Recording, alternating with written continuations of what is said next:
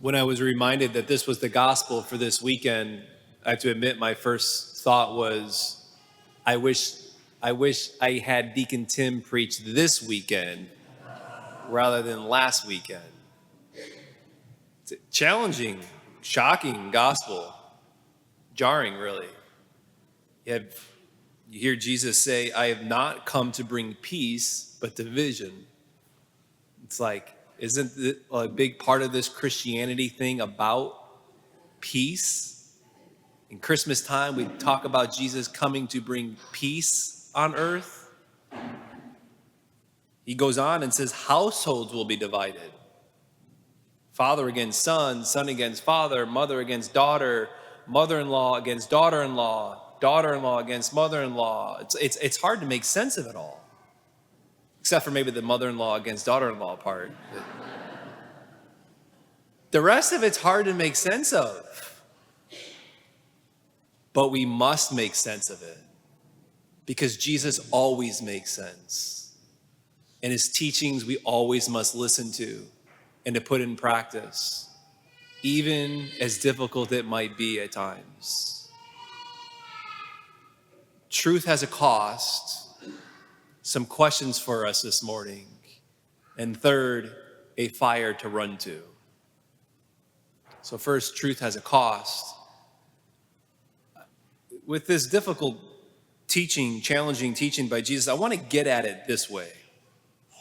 Right? Every couple that comes in to see me who desires to get married, we give them a series of questions. They're statements, really. And the statements, to each statement, the couple individually, they take it individually. They need to answer if they agree with the statement, if they disagree with it, or they're not sure what to think about it. And one of those statements is this. Every couple gets this question. I value keeping the peace at any cost to avoid confrontation and argument. They have to say whether or not they agree with that, they disagree with it, or they're not sure what to think about it. If they say they agree with that statement, if either one of the couples says that they agree with that statement, it's flagged. Or it's a red flag there. I gotta talk to the couple about that issue. It's problematic for the relationship. It's problematic for the marriage. Why? Because if you avoid confrontation or argument at any cost, the cost might be your marriage. Real peace involves embracing truth. You can have false peace, of course. Like, hey, it's fine. I'm not going to bring that up to avoid the argument, avoid the confrontation. That's choosing false peace. And you can see how that's really like a false calm on the surface that hides a deepening of the crack in the foundation. On the flip side, right, the spouse says, okay, no, I need to bring this up, even though it might hurt in this moment, it's going to be uncomfortable. Because I love you too much to have this crack in the foundation grow and get deeper, I'm going to bring this up. So take that, which we know to be the case with relationships and in marriage, to get at what Jesus is saying here in the gospel. Jesus is telling us, he's warning us that following him will sometimes require confronting hard truths, even within families. Especially, it's most painful, we know this, when it's within families. This is why Jesus uses it as the example. Families is the spot that our loyalty a lot of times relies. Sometimes we can put our loyalty with our family above God. Or we can love our family even more than God. So this is why Jesus uses it. It can be painful. There's a cost there. Because when you go all in with Jesus, you go all in with following him, with Christianity, there's really no other way to cut it than realizing that Jesus is the most polarizing person who's ever walked the face of the earth. What he demands is so incredibly demanding. Jesus' teachings, and then now through the church and the magisterium, it ruffles feathers in society. It ruffles feathers, it can ruffle feathers within family. Why? Because we're fallen. We have a clouded intellect. We've got a bent will. Right? So because we're fallen, we veer off, we want to do it my way, or this is my own truth. This is what I want. So when you speak into what is true, what is right, the gospel into any situation, it will often or sometimes divide and create difficulties. My twin sister is telling me right now, every morning over the course of the last 2 weeks, Luke, her oldest, 4.5 years old, every single morning, the very first thing that Luke does as he's opening his eyes, he says, "Is today a church day?" No, Luke, today's Tuesday. It's not a church day. He's happy as a clam, okay? Everything's fine, gets out of bed, just good to go. But when he asks, "Is this a church day?" and my sister says, "Yes, Luke, today's Sunday, today's church day," there's difficulty in the house in the morning. There's division in the home. No, Luke, we go to church on Sunday. We worship God on Sunday. We give thanks to God at Mass on Sunday. It's a silly example, right? I know nobody has ever had that experience ever, right? When we are presented with a choice between pleasing God and pleasing our children or our parents, we choose pleasing God.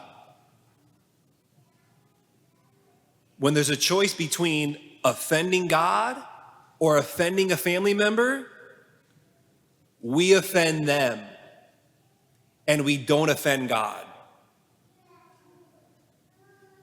The truth, following Jesus, doing what is right, it has a cost.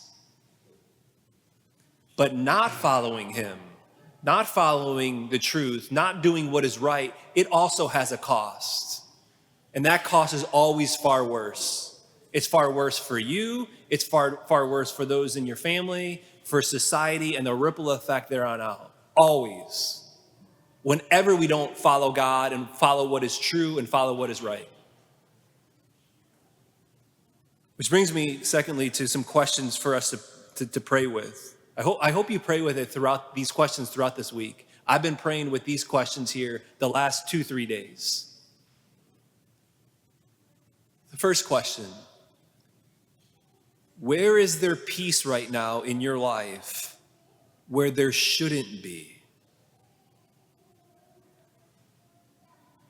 Perhaps this peace in your marriage that shouldn't be there.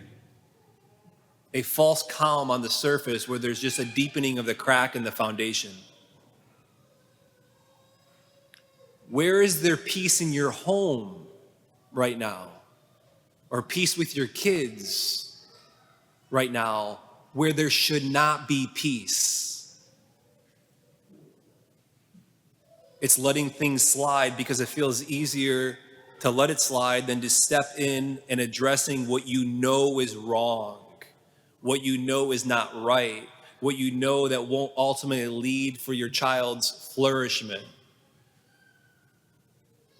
Might even be something as small as, or we know it's actually not small anymore, but with just unbridled access to the internet that your child might have. Or having social media at all, maybe. Or holding off with giving them a phone until whatever age. Will that create difficulty? Will that create division in the home? Tears? Absolutely. Last question for all of us, of course. Where is there peace in your soul right now where there should not be peace? Maybe it's with sin that you've made a truce with.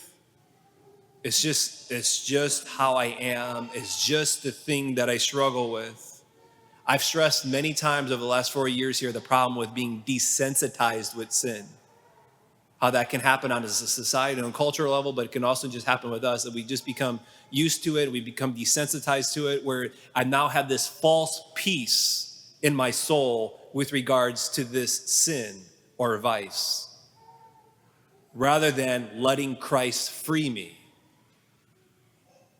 This is what Jesus is talking about in the gospel when he says, I've come to set the earth on fire, and how I wish it was already ablaze. Which brings us lastly here, a fire to run to. Because let's be honest, this all can be kind of much, maybe too demanding, I'm too broken. The number of times that I've let things slide in my life, that I've fell for false peace, whether it's with regards to my family or with regards to my own soul, it's my goodness. Listen to the next line that Jesus said, the next thing Jesus says after he talks about the fire coming on earth. He says, there is a baptism with which I must be baptized, and how great is my anguish until it is accomplished. What's Jesus talking about? He's talking about the cross. He's talking about his death. His anguish is to reconcile you and me to the Father. He sees your brokenness and your dysfunction and falling for false peace and avoiding the cost of truth. He sees it all, and he goes to the cross to reconcile us to the Father.